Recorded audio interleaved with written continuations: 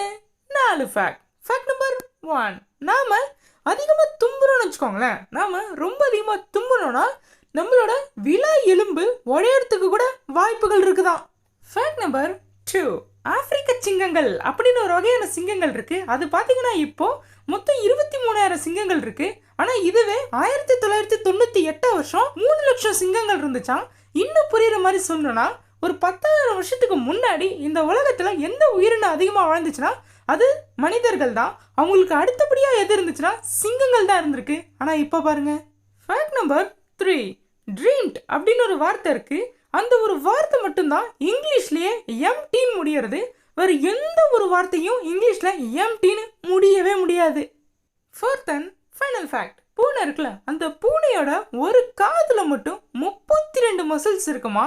ஆக மொத்தம் பூனையோட 2 காதுல மட்டுமே 64 மசில்ஸ் இருக்குமா. நான் சொன்ன இந்த 4 ஃபேக்ட்ஸ்ல உங்களுக்கு எந்த ஃபேக்ட் ரொம்ப பிடிச்சிருந்துச்சு அப்படிங்கிறத மறக்காம கமெண்ட்ல சொல்லுங்க.